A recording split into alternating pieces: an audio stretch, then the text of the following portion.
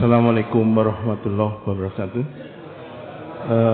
Bapak-bapak, ibu sekalian yang hadir pada pagi ini, apa yang bisa saya sampaikan itu adalah apa yang bisa kami ketahui tentang pencernaan tubuh kita, khususnya pada saat kita berpuasa. Apa yang terjadi?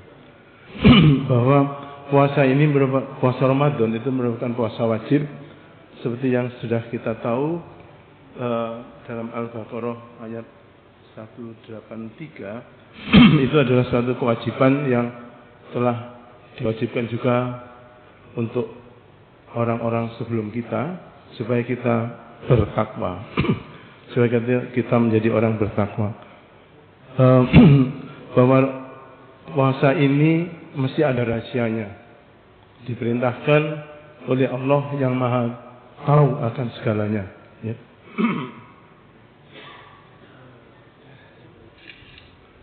Kita lanjutkan aja.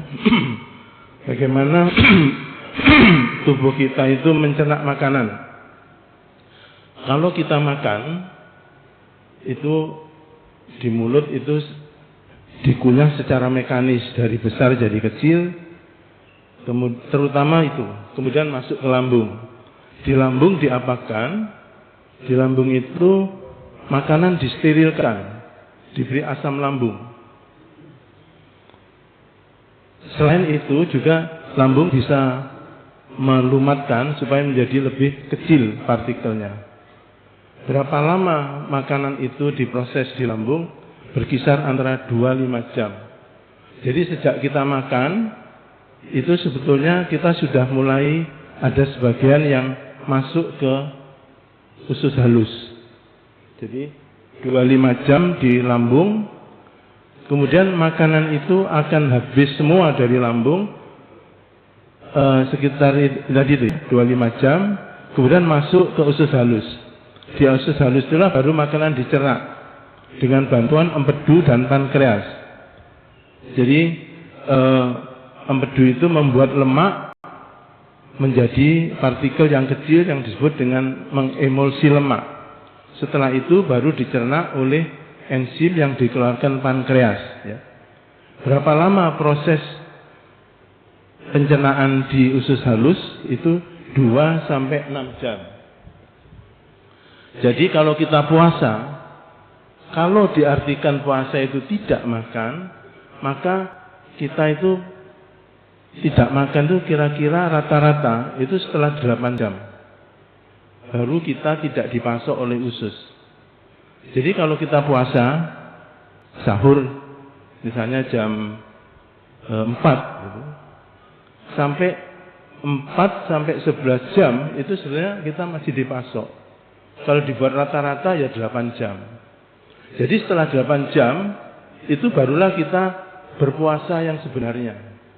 Dalam arti pengetahuannya begitu, bahwa betul-betul setelah 8 jam kita tidak dipasok lagi gitu, rata-rata. Setelah itu kita menggunakan simpanan kita.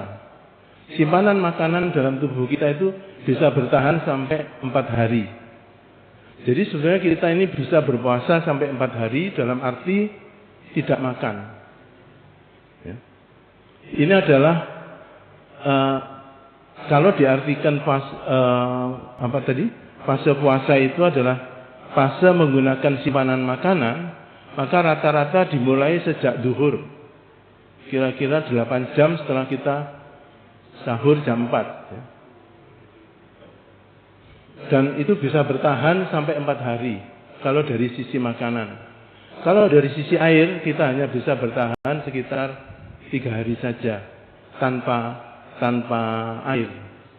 Tapi kalau dari sisi makanan, kita bisa menggunakan 4 hari dan kita bisa bertahan tidak makan itu kira-kira sekitar 30 hari. Kalau tidak makan sama lagi 30 hari ya sudah habis badan kita, gitu ya. Setelah 4 hari itu baru kalau kita tidak makan setelah 4 hari barulah kita masuk yang namanya fase starvasi, yaitu fase kelaparan. Baru saat itu menggunakan otot-otot kita sebagai sumber makanan, ya. Jadi puasa yang kita jalankan itu kira-kira kalau kita hitung sekitar 15 jam. Jam 4 sampai jam 4 asar lagi. Kemudian nanti sisa waktu 2 jam. Kira-kira jam 6. Kalau di total sekitar 15 jam. Kita tidak pernah puasa 24 jam lebih. Kalau puasa 24 jam, kapan bukanya, kapan sahurnya? Jadi tidak begitu. Jadi puasa kita 15 jam, kemudian ada waktu berbuka, kemudian ada waktu sahur, ya. Kemudian pada saat puasa itu makanan apa yang kita gunakan? Dari 8 jam setelah itu sampai kira-kira jam, anggap aja kita sahurnya jam 4. Dari jam 12 sampai asar itu kita menggunakan simpanan makanan kita yang disebut glikogen. Jadi makanan yang misalnya kita makan nasi kemudian jadi glukosa kemudian disimpan jadi glikogen. Setelah jam 4 setelah asar itu sampai kita sampai 18 jam kemudian, kira-kira kalau kita hitung sekitar jam 10 malam, itu baru kita menggunakan tambahan makanan yang berasal dari lemak. Jadi lemak itu baru diproses, itu kira-kira sekitar mulai jam 4. Kemudian setelah 18 jam, jadi setelah jam 10 malam kira-kira, baru kita menggunakan hanya makanan simpanan dari lemak saja. Jadi pada saat asar sampai jam 10 malam itu namanya fase ketosis parsial. Jadi fase penggunaan lemak tapi juga ditambah dengan glikogen. Tapi setelah jam 10 malam kalau kita tetap belum berbuka, barulah kita murni hanya menggunakan lemak saja yang disebut dengan fase ketosis. Ini kalau kita hitung, kita anggap aja kita selesai sahur jam 4. Setelah itu waktu imsak, kemudian fase makan itu sampai jam 12 siang. Artinya bahwa usus ini masih memasok, itu sampai jam 12 siang. Fase puasa kalau dikatakan usus tidak memasok setelah mulai jam 12 siang.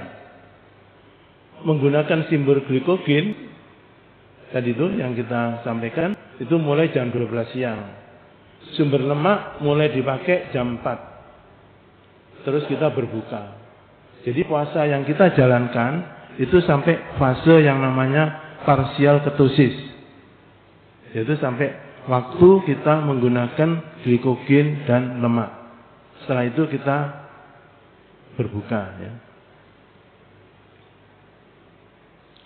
Kemudian manfaat fase ketosis ini apa? Ternyata bermanfaat. Satu, bahwa fase ketosis ini pada penelitian puasa yang dijalankan yang kita kenal dengan intermittent fasting, yaitu puasa tetapi tetap minum.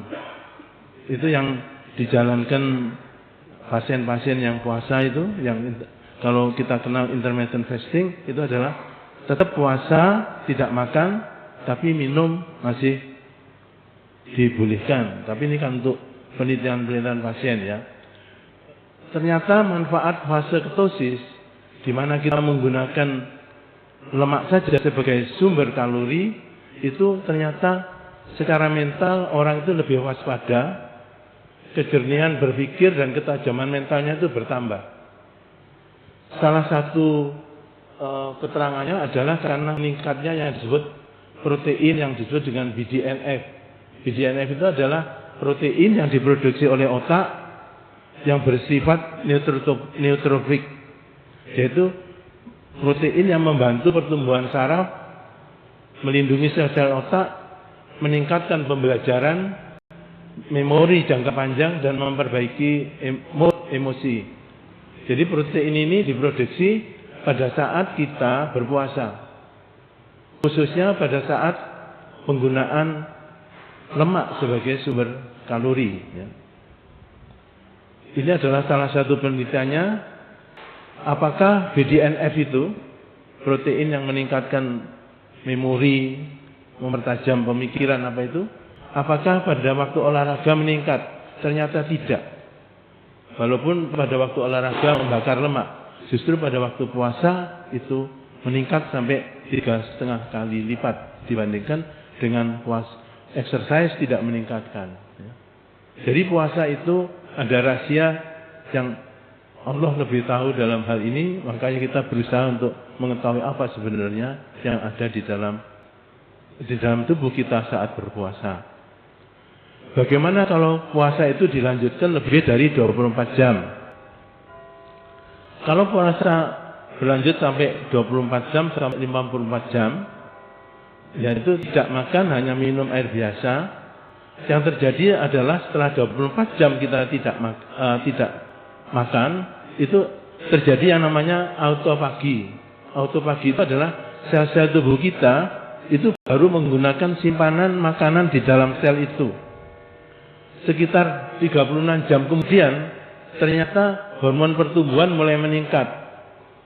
Hormon pertumbuhan ini akan merangsang perbaikan otot lebih cepat, membantu menjadikan massa otot itu lebih baik karena lemaknya dibakar. Kalau toh ada proses luka cedera, justru lebih cepat sembuh.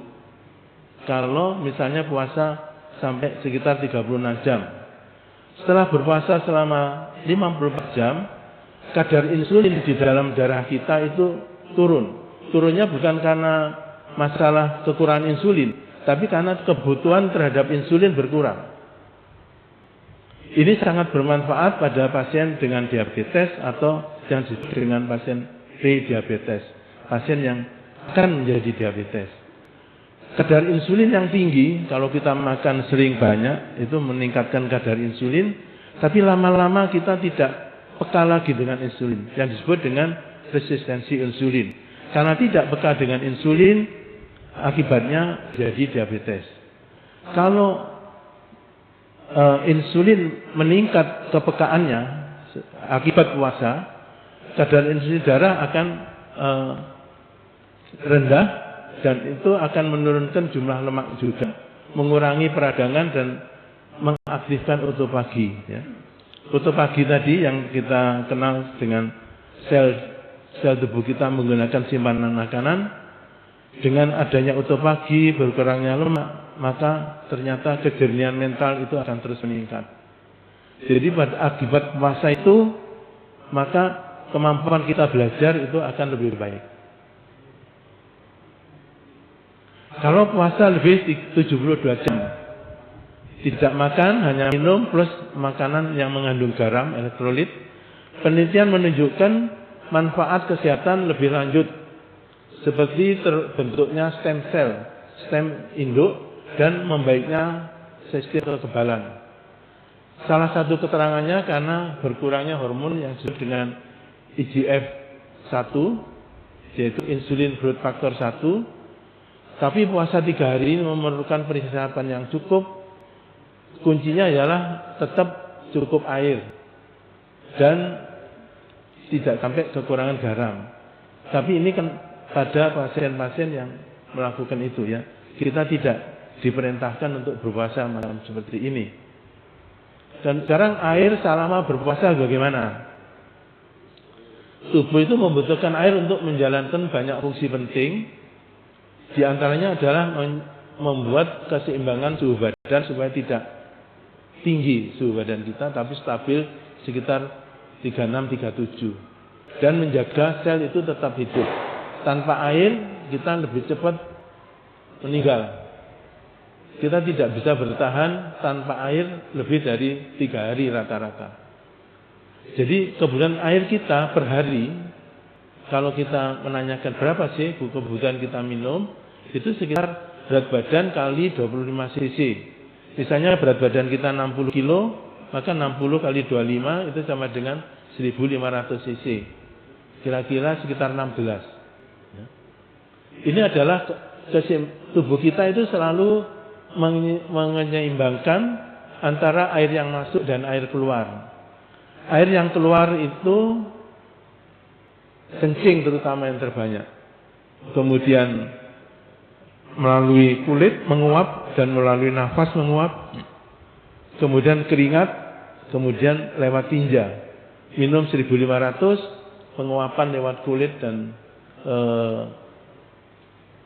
nafas itu sekitar 700, kemudian 200 cc itu yang keringat basah itu, kemudian yang lewat tinja sekitar 100 cc.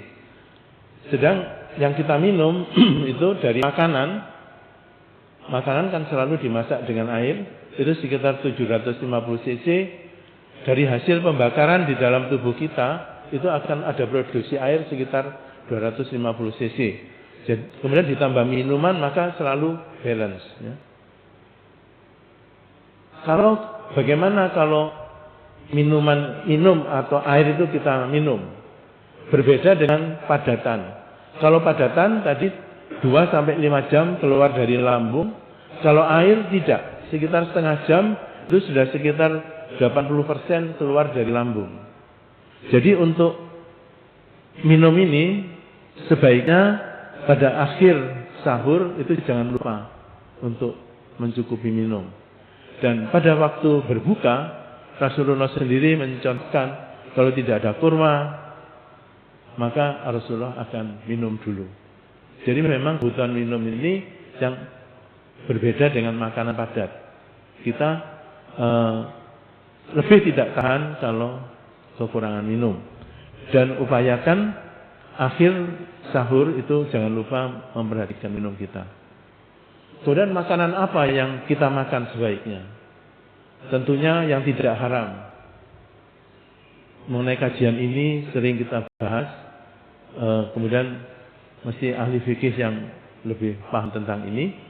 Yang penting tidak haram. Kemudian makanan apakah, dengan kata lain pilihlah makanan halal. Apakah cukup halal saja? Ternyata diperintahkan oleh Allah pilihlah juga yang baik, yang thayyib. Jadi yang halal dan yang baik. Kemudian dalam surat Al-A'raf ayat 31 ditekankan juga jangan berlebihan. Jadi yang halal, baik, jangan berlebihan.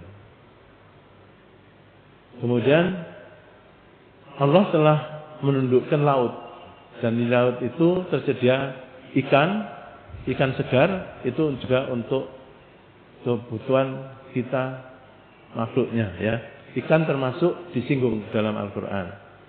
Kemudian buah sayur. Allah menumbuhkan tumbuh-tumbuhan, buah-buahan, juga digunakan untuk kehidupan kita. Ya. Jadi buah sayur. Kemudian hewan ternak, selain dagingnya juga susunya. Maka makan yang disarankan sebaiknya adalah 4 sehat. Boleh 5 sempurna, boleh susu kalau cocok. Apa yang disediakan di dalam kehidupan kita di bumi ini, makanan buah sayur itu termasuk yang dianjurkan. Kalau toh menggunakan minyak, sebaiknya minyak dari tumbuhan, bukan minyak hewan, yaitu minyak tumbuhan yang sifatnya tidak jenuh. Kemudian berapa kebutuhan minyak, itu cukup yang terikut di laut saja, supaya tidak berlebihan. Protein yang disediakan selain hewan, maka di lautan itu lebih banyak ikan. Ikan termasuk yang penting karena lemaknya rendah dan ragamnya banyak. Jadi Allah telah sediakan apapun untuk kepentingan kita. Demikianlah apa yang telah dicontoh Rasulullah dalam puasa. Pertama, senantiasa mengakhirkan sahur.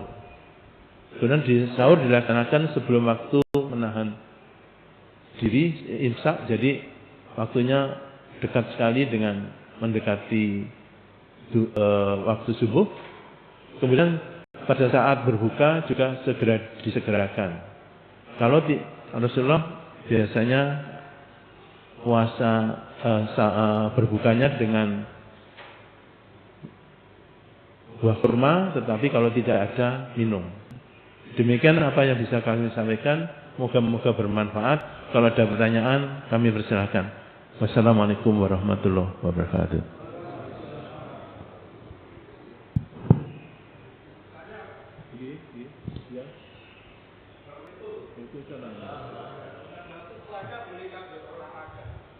Boleh.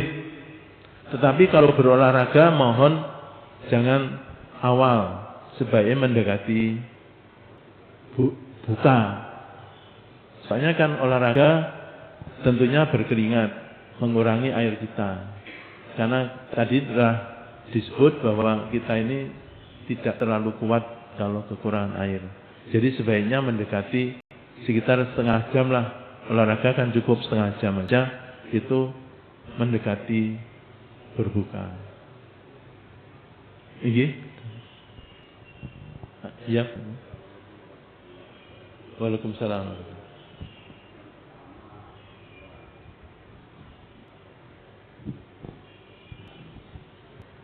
Saya melihat bahwa kita dalam kondisi pusing itu bukan karena hipertensi, tapi kadang-kadang dari pencernaan. Itu apakah betul? Karena pencernaan ini kan dapurnya daripada proses makanan.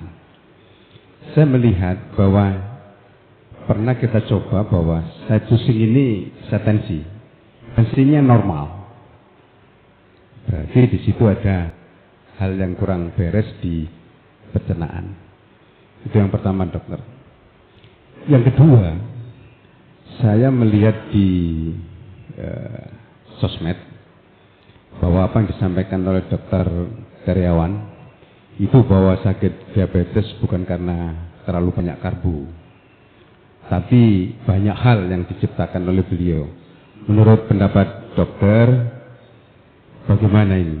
Soalnya banyak yang agak kontradiksi antara kalau penyakit diabetes itu terlalu banyak makanan yang berkarbohidrat tinggi. Demikian. Assalamualaikum warahmatullahi wabarakatuh. Saya jawab yang diabetes dulu. Sebetulnya diabetes ini akan kita alami kalau umur kita sampai. Jadi bahwa yang diketahui adalah kita itu punya qada and qadar. Kita harus percaya itu. Karena ini adalah sudah termasuk rukun iman. Bahwa tubuh kita ini diberi perangkat, ya ada pankreas, ada apa itu. Seperti pankreas itu akan memproduksi insulin. Dengan bertambahnya usia, sama seperti rambut saya ini, yang dulu hitam jadi putih. Lama-lama akan habis. Pada saat habis, maka tidak mencukupi untuk mengolah proses metabolisme gula. Dan itu akan lebih cepat habis kalau misalnya orangnya gemuk. Orangnya menggunakan obat-obat tertentu yang bisa mengurangi itu. Ya. Atau pernah pankreasnya mengalami kerusakan. Oleh karena itu, tetap teorinya sampai sekarang itu adalah tetap berkurangnya insulin tidak cukup untuk mengatur pengaturan gula. Jadi orang diabetes sendiri itu sebetulnya orang yang kekurangan gula sebetulnya. Seperti kita tahu bahwa nasi di usus jadi gula, gula kemudian diserap, kemudian masuk jaringan. Dengan masuk itu akan dihalangi kalau lemaknya tebal. Kedua kalau tiketnya itu ada insulin itu kurang. Jadi akibat daripada insulin yang utama itu kurang, maka jaringan kita itu kekurangan gula. Jadi orang diabetes sebenarnya kekurangan gula, bukan kelebihan. Hakikatnya ya. Jadi jaringannya kekurangan gula sehingga merusak sistem metabolismenya. Itu gampangnya begitu. Soal pendapat di kedokteran pendapat ya sesuai dengan hasil penelitian. Tapi pada dasarnya yang disepakati semua itu adalah memang insulin kita tidak mencukupi kebutuhan metabolisme tubuh. Kemudian yang soal pusing. Jadi perut sendiri itu punya tetangga. Tetangganya ada di dalam perut, khusus ya. Ada liver, ada pankreas, ada empedu, ada limpa, ada kandungan, ada tempat kencing, ada ginjal, ginjalnya dokteran yang ahlinya itu, dan seterusnya. Proses yang di tetangga, misalnya ibu hamil, itu prosesnya di tetangga, tapi kan reaksinya ke lambung, bisa mual.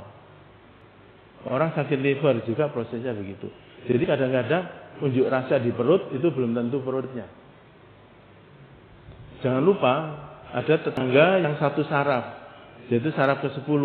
Ada jantung, ada paru, kemudian ada telinga luar. Jadi kadang-kadang sakit perut manifestasinya bukan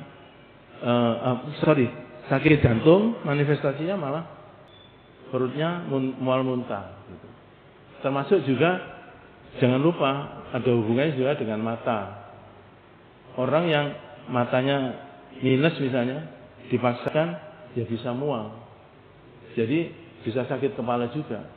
Jadi dalam hal ini adalah kompleks memang. Antara tubuh kita satu sama lain itu ada hubungan. Kalau mau dicari hubungan itu begitu. Mungkin itu yang bisa saya sampaikan.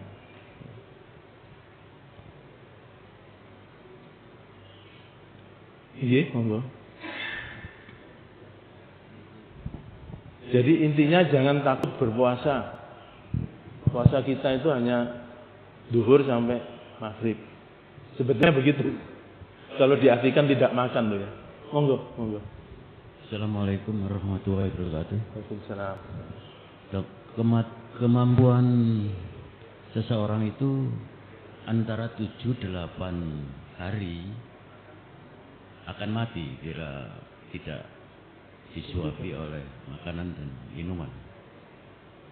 Jadi puasa kita pada hari pertama itu tentunya bukan apa-apa bagi organisme manusia. Gitu. Tetapi pada hari ke-30, apakah kemampuan itu berkurang?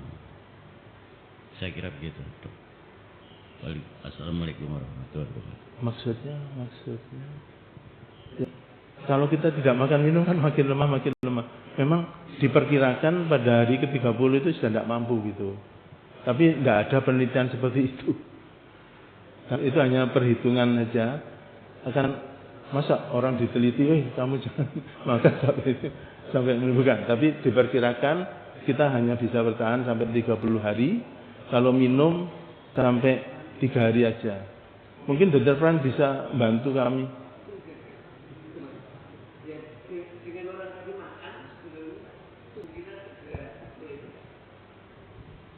Dengan tubuh kita setelah 15 jam dikatakan Pak Pangis sudah dimakan, setelah puasa selesai, kemudian setelah kita cukupi makan dan minum, sebenarnya tubuh kita itu sudah dengan cepat akan beradaptasi kembali. Bahkan ada penelitian yang mengatakan tetes minum pun katanya demikian, itu sudah bisa menyegarkan tubuh kita kembali, walaupun tidak langsung dikatakan tadi tidak langsung dipenuhi kekurangannya itu yang berapa tadi Bapak Presiden 1,5 liter tadi itu tidak harus semua dipenuhi, itu sudah cukup menyegarkan dan tubuhnya pulih kembali sehingga sampai 30 hari sesuai anjuran Rasulullah itu tidak akan membahayakan tubuh kita. Maksudnya 30 hari berpuasa dong. Maksudnya 30 hari puasa kita ini. Iya. Maksudnya 30 hari puasa kita ini. Tidak masalah. Maksud saya tidak makan sama sekali 30 hari loh itu maksudnya. Ya, maksud saya bahwa pada hari pertama mungkin puasa itu bukan apa-apa bagi organisme manusia gitu. Tetapi pada hari 30 apakah kemampuan manusia ini, organisme manusia ini akan berkurang? Itu pertanyaannya. Tidak. Malah akan lebih baik sebetulnya kalau melihat penelitian intervention fasting itu, karena kalau lemak itu berkurang, maka akan menjadi lebih baik. Dan kita kan maknanya kan di sahur, kan tidak ada ketentuan di dalam agama kita. Kamu tidak boleh kalau puasa hanya boleh sayur saja, kalau puasa hanya boleh nasi aja, tidak ada. Jadi tetap makanan kita diperintahkan yang baik, yang lengkap. Tidak ada ketentuan seperti itu. Dan tidak ada pembatasan kalau nasi hanya 2 sendok aja, itu enggak ada. Jadi sebetulnya utamanya puasa ini kalau dari sisi yaitu menahan diri, latihan menahan diri. Berarti latihan untuk mengendalikan nafsu kita. Dan tidak usah takut kalau dari sisi kesehatan itu sama sekali tidak merugikan, malah ada manfaatnya. Terima kasih, Dok. Iya. Iya.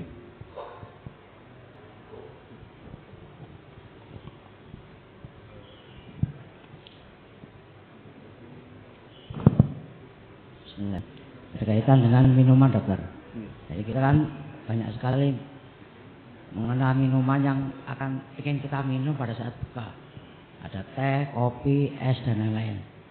Mungkin pertanyaan saya, minuman apa yang sebaiknya kita konsumsi di berbuka dan pada saat sahur? Secara medis mungkin seperti itu, dok. Intinya mengembalikan jumlah air itu yang penting. Mengenai hiasan-hiasannya, manis segala macam itu monggo. Tapi kan tidak semua orang bisa harus minum manis. Pilihlah materi airnya itu, yang lainnya sesuai kecocokan. Kita tidak berani menjudge bahwa ini lebih baik dari yang lain. Yang penting jumlah airnya. Sebaiknya berapa deterpan untuk minumnya pada saat awal?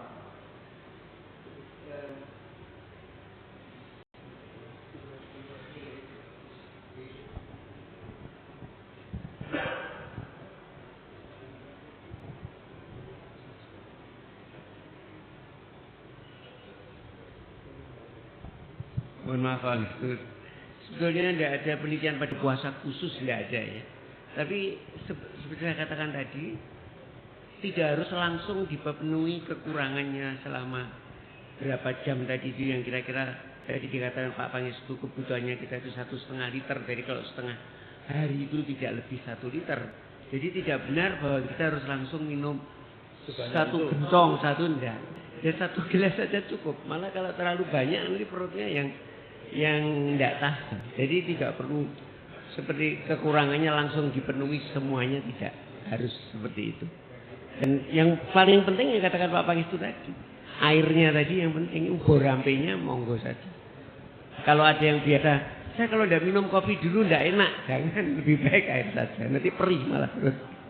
Terima kasih Pak Pangestu.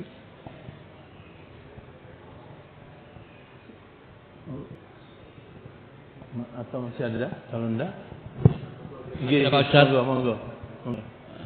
Pak Dokter, ini Pak Dokter saya. Ini saya sudah bawa mic Pak Dokter. Iya. Assalamualaikum warahmatullahi wabarakatuh. Waalaikumsalam. Pak Dokter, kami tanya kepada yang ahlinya Pak Dokter. Mengapa seusia kita ini kalau habis makan itu mesti ngantuk Pak Dokter? Apakah itu yang dimakan salah, apakah karena usia? Yang kedua Pak Dokter, dalam belakangan tahun-tahun ini kami ini kalau ke belakang itu lama sekali Pak Dokter, sulit dan mengeras. Kami ikhtiari dengan minum makan pisang, ambon dan kates, tapi masih tetap gitu aja. Ini apakah yang dimakan salah, apa karena usia Pak Dokter? Demikian Pak Dokter. Assalamualaikum warahmatullahi wabarakatuh.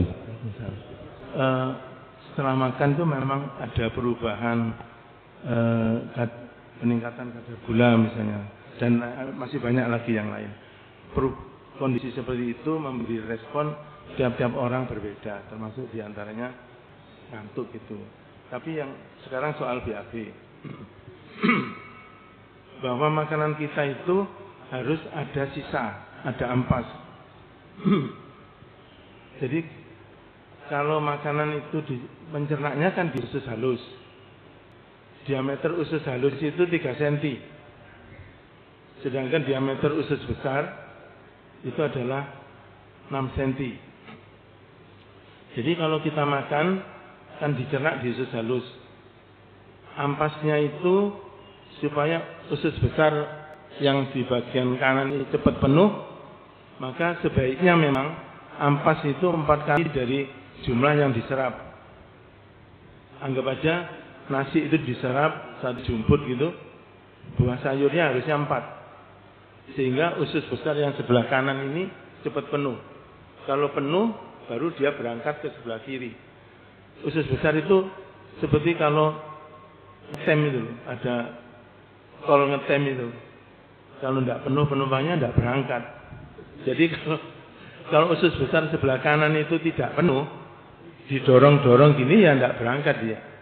Jadi dengan kata lain, buah sayur harus banyak. Pada pertambahan usia aktivitas berkurang. Dengan aktivitas berkurang maka gerak usus ini pun juga berkurang. Jadi untuk bisa BAB jumlah yang dibuang harus cukup. Kedua, minumnya juga harus cukup. Maka pada saat puasa ini kadang-kadang BAB kita itu menjadi jaraknya lebih panjang dan keras. Karena dalam rangka menghemat air tadi atau menyerap air tadi jangan sampai kekurangan, maka kadang-kadang yang dikorbankan adalah BAB kita. Cairannya menjadi sedikit lebih keras. Oleh karena itu, untuk cerita yang BAB kurang tadi, jangan lupa beberapa hal, yaitu jumlah minum, jumlah makanan ampas, dan gerak. Kalau itu semua masih bermasalah, tentunya ada sebab lain yang harus kita lihat. Apakah bentuk ususnya, apakah panjang ususnya, misalnya begitu. Mungkin itu yang bisa kita sampaikan. Ada pertanyaan? Assalamualaikum warahmatullahi wabarakatuh. Waalaikumsalam. Dokter, saya ingin tanya aja sedikit. Kalau dari Bapak Dokter tadi menyampaikan kepada kita semuanya, intinya adalah dengan puasa yang istilahnya yang kita jalani selama ini adalah akan membuat kita menjadi lebih sehat, demikian ya. Yang pertama. Kemudian kalau puasa itu lebih sehat, nah ada satu hal yang kita dengar juga dari Bapak Ustadz bahwasanya kalau puasa setiap hari terus menerus itu tidak boleh. Tapi kalau seperti puasa Daud, 1 hari puasa, 1 hari tidak, itu bagus. Nah, kalau menurut dari segi kedokteran, kalau puasa terus menerus tanpa henti sama sekali, di mana di dalam agama pun juga tidak diizinkan, di dalam hal penelitian kedokteran, kalau puasa terus tanpa berhenti, kira-kira akibatnya seperti apa? Matur suwun. Belum. Kalau ditanya penelitian, ya penelitiannya belum ada. Penelitiannya belum ada. Tapi secara estimasi ya tentunya tidak ada masalah tentunya. Hanya saja itu niatan puasa untuk sehat. Tapi niatan puasa untuk jangan sampai puasa saya supaya sehat, bukan itu anunya. Niatannya kan tidak niatan itu loh. Niatannya kan bahwa puasa ini atas perintah Allah menjalankan kewajiban kita. Tapi di sisi lain, apakah puasa ini merugikan? Tidak. Yang 30 hari ini. Kalau puasa terus menerus, belum ada yang meneliti dan belum ada yang jalankan. Tapi secara estimasinya kok kira-kira tidak masalah ya. Asal betul-betul makanannya diatur, dijaga gitu, rasanya kok tidak ada masalah ya. Kalau kita tidak puasa itu kan namanya makan ad libitum itu makan bebas ya. Kalau itu tadi kan sekian waktu tidak makan, insya Allah kok tidak masalah tentunya ya. Tapi belum ada yang nyoba seperti itu. Iya, ada lagi barangkali. Assalamualaikum. Oh, ada. Iya. Monggo silakan. Non saya dokter, tolong tanya ya, apakah ini berkaitan dengan bertambahnya usia gitu ya? Saya itu suka sekali ngentut gitu dok, non sewu. Nah setelah saya baca-baca, ternyata gas itu berkaitan dengan apa yang kita makan. Nah, saya itu sudah meneliti makanan apa aja yang boleh saya makan yang berkaitan supaya gas di dalam perut saya itu enggak terlalu banyak gitu ya. Sudah saya hindari. Tapi kok masih terus gitu ya dok ya. Nah mungkin bisa dijelaskan apa sih penyebab lainnya gitu supaya bisa enggak sampai gendutan, sering supaya enggak gendutan gitu. Iya, supaya enggak ini juga. Terus terang itu sengsara ya dok ya karena sedikit nguduk gitu. Oke. Jadi begini, ngentut itu ternyata begini, kotoran itu ada di daerah mendekati rektum namanya, yaitu di usus besar yang sebelah kiri bawah. Kalau kotoran di situ tertahan, maka gas yang ke bawah itu keluar sebagai kentut. Maka lebih baik kalau suka ngentutan, usahakan bahwa BAB itu diperhatikan. Jadi kalau ada seseorang yang mengatakan saya kok suka ngentutan pada saat sholat subuh, ya sebelum sholat subuh usahakanlah bisa BAB. Karena pada waktu usus besar yang sebelah kiri itu kosong, maka tidak ngentutan lagi memang. Ada kasus, ada satu keluhan pada waktu itu ada seorang yang konsul tentang soal kentutan. Saya bilang coba diperhatikan jumlah makannya, minumnya. Pada waktu pagi bangun tidur subuh coba diminum, minum dulu. Karena 30 menit kira-kira dalam kurun waktu 30 menit setelah minum itu ada refleks namanya refleks gastrokolik, keinginan untuk BAB. Usahakan pada saat itu setidak-tidaknya jongkoklah di WC supaya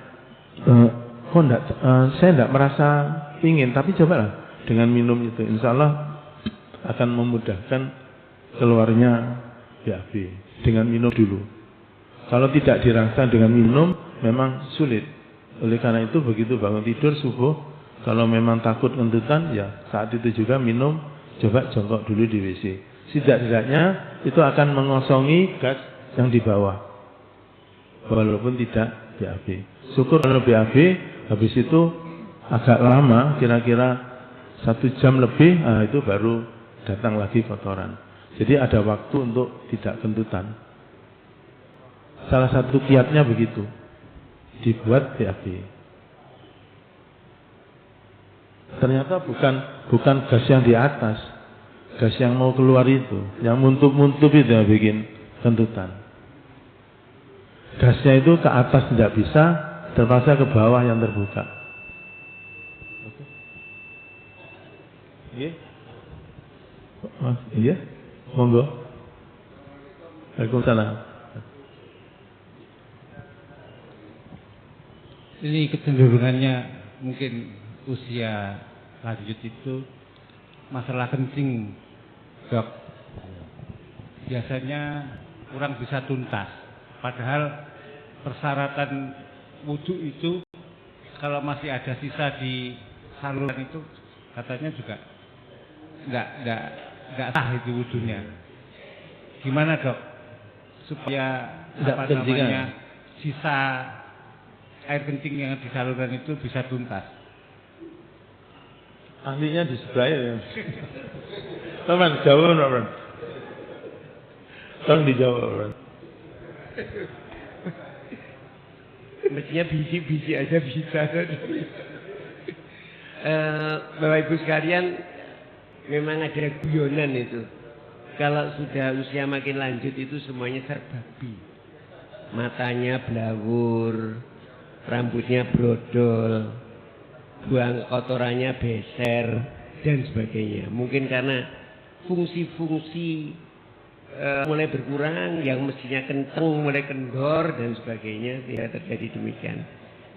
Memang untuk kencing ini sebetulnya seperti katakan Pak Mas itu juga, orang tua itu fungsinya anunya bermacam.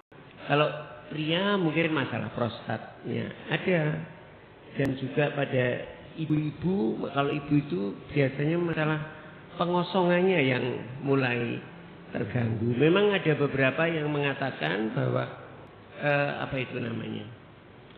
Ada posisi tertentu di mana orang itu kalau bergerak otot-otot yang ada di sekitar kandung kencing itu ikut membantu berkontraksi. Misalkan kenapa jongkok itu kemudian berdiri itu adalah salah satu upaya-upaya untuk lebih mengosongkan kandung kencingnya. Tapi kalau untuk bapak-bapak yang kencingnya yang usia lanjut mulai netes-netes, mohon perhatian, mungkin mudah waktunya untuk konsultasi untuk prostatnya, biasanya terjadi demikian. Dan kalau ada bapak-bapak yang perusahaan besar tuh ya memang kodratnya begitu. Kalau bapak-bapak ya pasti prostatnya akan makin besar. Hanya yang ada yang cepat muncul, ada yang sudah lanjut pun belum sampai muncul. Itu Pak Bimo ya. Harusnya aja bisa tadi ya. Harusnya sebetulnya kajian-kajian dengan ahli fikih tentang kondisi seperti ini menarik sebetulnya. Kita bukan ahlinya di situ, jadi tidak bisa membuat fatwa bahwa itu sah-sah saja. Mungkin kalau kategorinya sudah sakit, tentunya berbeda perlakuan hukumnya dengan yang tidak sakit. Bahwa agama kita itu pada dasarnya udah jangan dipersulit. Jadi kalau kategori sakit berbeda, kan gitu. Jadi salat pun pada kondisi sakit ada terberak-berak pun masih insya Allah dibolehkan. Tentunya bukan kami ahlinya. Coba nanti tanya ke ahli fikih tentang hal itu. Tapi bahwa dengan kita tegang nanti takut ini kencing dan tidak, mungkin malah kencing-kencing. Tapi kalau ada satu kelonggaran pada kondisi sakit itu beda, insya Allah tidak ada ketakutan, mungkin malah tidak berkencing-kencing. Mungkin itu yang bisa kami sampaikan. Mungkin waktunya sudah siang. Terima kasih. Moga-moga bermanfaat apa yang kita sampaikan ini. Jadi dan terima kasih atas perhatian hadirin sekalian. Wassalamualaikum warahmatullahi wabarakatuh.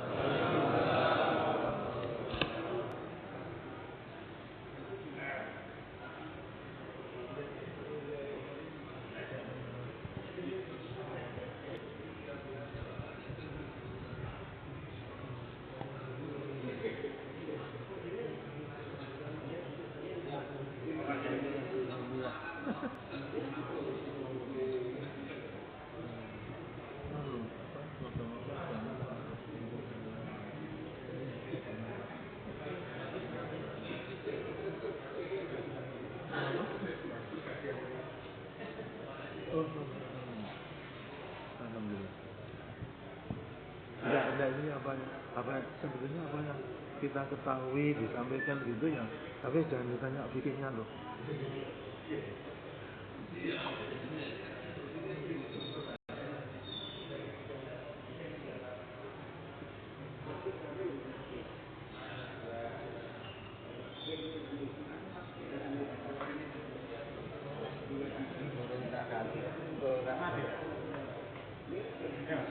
Oke.